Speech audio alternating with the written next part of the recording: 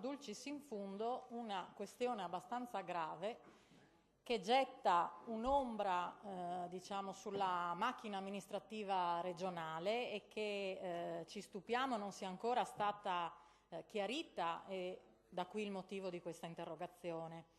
Allora, il 22 febbraio veniamo a conoscenza e rendiamo noto di un possibile conflitto di interessi che interesserebbe da inizio 2015 il direttore del servizio preposto al rilascio dell'AIA dell'impianto siderurgico di Servola.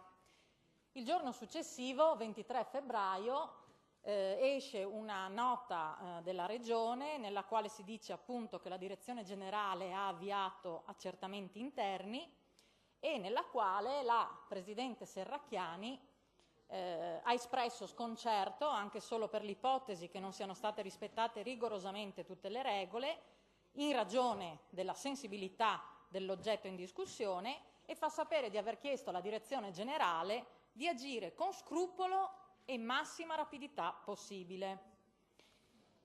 Detto ciò, poi il 3 di marzo esce un ulteriore comunicato da parte della Regione nel quale si fa sapere che non è stata accolta la richiesta di riesame dell'AIA e nel quale in fondo si rende noto anche che il direttore centrale Ambiente e Energia della Regione nei giorni precedenti aveva avvocato a sé la trattazione della pratica relativa al riesame AIA, diciamo in via cautelativa, nelle more dell'acquisizione dei chiarimenti richiesti e della loro valutazione, in considerazione, ribadendo appunto in considerazione della rilevanza anche sociale della questione e per evidenti ragioni di opportunità e di tutela del pubblico interesse.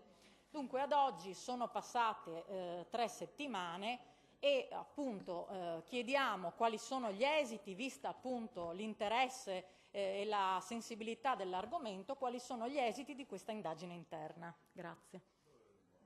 Grazie a lei, Assessore. 23 febbraio la Direzione Generale comunicava alla Direzione Centrale Ambiente ed Energia che era pervenuta una segnalazione intitolata Ferriera di Trieste a rimuovere subito qualsiasi potenziale conflitto di interessi. La nota concludeva chiedendo di fornire alla Direzione Generale ogni utile chiarimento idoneo ad un'esaustiva ricostruzione dell'accaduto. Con nota del successivo 27 febbraio 2017, il direttore centrale della Direzione Ambiente ed Energia chiedeva al direttore del servizio tutela da inquinamento atmosferico, acustico ed elettromagnetico di fornire ogni elemento utile ai fini del corretto inquadramento della vicenda, e tale procedimento non è ancora concluso.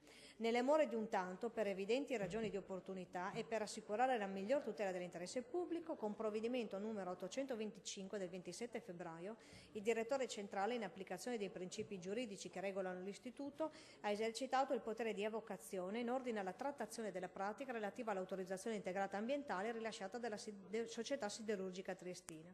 Ciò consentito alla Regione anche l'adozione dei provvedimenti dovuti e necessari, fra i quali rientra senz'altro la diffida a presentare entro 4 mesi il progetto di confinamento e copertura delle aree a parco minerali e fossili. Diffida assunta con atto 898 del 7 marzo 2017. Grazie. Prego, Frattonino.